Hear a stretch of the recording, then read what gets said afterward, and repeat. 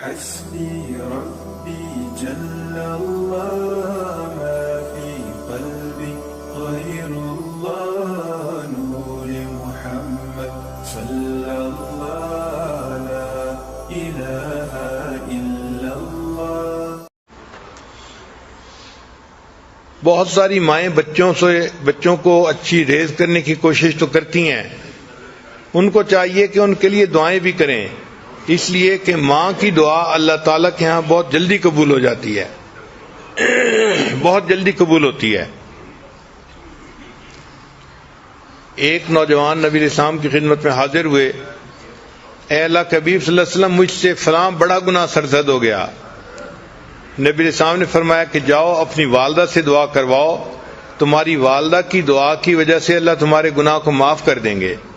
یعنی ماں کی دعا اتنی اہم کہ نبی علیہ السلام نے ان کو سکھایا کہ ماں سے دعا کرواؤ گے تو اللہ تمہارے اتنے بڑے گناہ کو بھی معاف فرما دیں گے.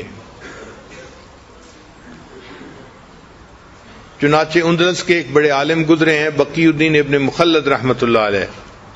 وہ فرماتے ہیں کہ میں ایک دن اپنے اسٹڈی روم میں بیٹھا تھا، ایک نوجوان عورت آئی اور وہ زار و قطار رو رہی تھی.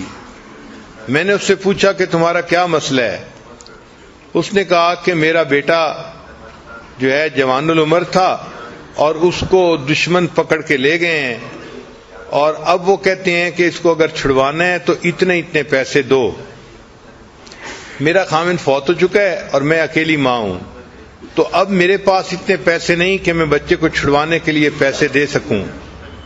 اب اس کی ایک ہی صورت ہے کہ یا تو میں اپنا گھر بیچوں، لیکن اگر میں گھر بیچ دوں گی تو میں پھر کرائے کے گھر میں کیسے رہوں گی، کیسے کرایہ کو پے کروں گی، اور اگر گھر نہیں بیچتی تو میرا بچہ چھوٹ کے نہیں آتا اور میں بچے کے بغیر بھی نہیں رہ سکتی، میرا دل بے قرار ہے.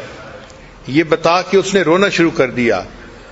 تو بقی الدین ابن مخلد رحمۃ اللہ فرماتے ہیں کہ میں نے جب اس کی بے قراری کو دیکھا تو میں نے کہا کہ اچھا پھر ایسے ہے کہ ہم آپ کے بچے کے لیے دعا تو کر سکتے ہیں نا، اگر پیسے کی ارینجمنٹ نہیں کر سکتے. اس نے کہا ہاں دعا تو کر سکتے ہیں. تو میں نے کہا کہ میں دعا کرتا ہوں اور آپ آمین کہنا. چنانچہ میں نے بچے کے لیے رو رو کے دعا کرنی شروع کر دی کہ اللہ اس کو دشمنوں سے نجات عطا فرما، اس کو آزادی عطا فرما. اور ماں بھی رو بھی رہی تھی اور ماں اس پر آمین آمین بھی کہہ رہی تھی. وہ کہتے ہیں کہ عجیب بات کہ اس کے بعد ماں کے دل کو تسلی ہو گئی اور وہ چلی گئی. ایک ہفتے کے بعد وہ اپنے اس نوجوان بیٹے کو لے کر میرے پاس آئی. میں نے اس سے پوچھا کہ کیا تم نے بیٹے کو چھڑوانے کے لیے گھر بیچا تھا؟ اس نے کہا نہیں. میں نے کہا پیسے دیے تھے؟ اس نے کہا نہیں. میں نے کہا پھر تمہارا بچہ چھوٹ کیسے گیا؟ اس نے کہا کہ میرے بچے سے خود سٹوری سننے کے ہوا کیا. تو میں نے بچے کو کہا کہ بچے مجھے سٹوری سناؤ. بچہ کہنے لگا کہ میں جیل میں تھا اور میرے پاؤں میں موٹی موٹی زنجیریں ڈالی گئی تھی لوہے کی. تو میں ایک دن بیٹھا ہوا تھا، اٹھ کے میں چلنے لگا تو میں نے دیکھا کہ زنجیر ٹوٹ کے نیچے گر گئی. تو میں نے اپنے انچارج کو بتایا. انچارج نے ایک مکینک کو بلا لیا کہ بھئی دیکھو یہ زنجیر کیوں ٹوٹی ہے.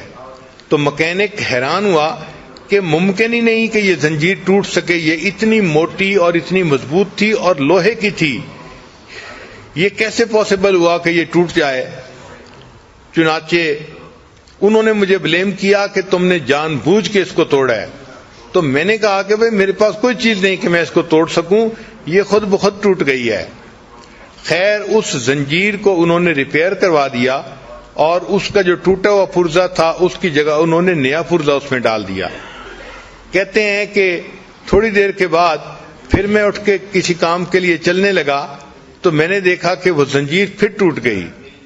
پھر میں نے اپنے جو ہے وہ سپروائزر کو بتایا تو سپروائزر نے پھر مکینک کے آفیسر کو کہا کہ آخر یہ زنجیر بار بار کیوں ٹوٹ رہی ہے.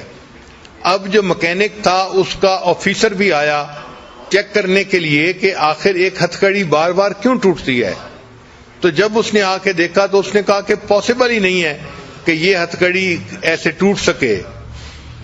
جب اس نے یہ کہا تو ان کا ایک سینئر ترین بندہ وہاں موجود تھا، وہ مجھ سے کہنے لگا کہ مجھے بتاؤ کہ تمہارے گھر میں تمہاری ماں ہے؟ تو میں نے کہا ہاں ہے.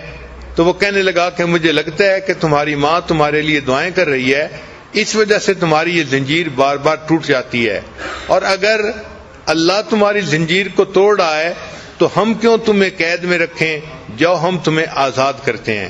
انہوں نے بغیر کسی پیسے کے اس بچے کو آزاد کر دیا، اور بچہ اپنی ماں کے پاس واپس آ گیا، اور اللہ نے ماں کی دعا کو قبول کر لیا. دوستو، اگر یہ جانکاری آپ کو اچھی لگی تو سبسکرائب، لائک، شیئر، کمنٹ کرے. پھر آپ سے ملتے ہیں اگلے ایپیسوڈ میں. السلام علیکم، خدا حافظ.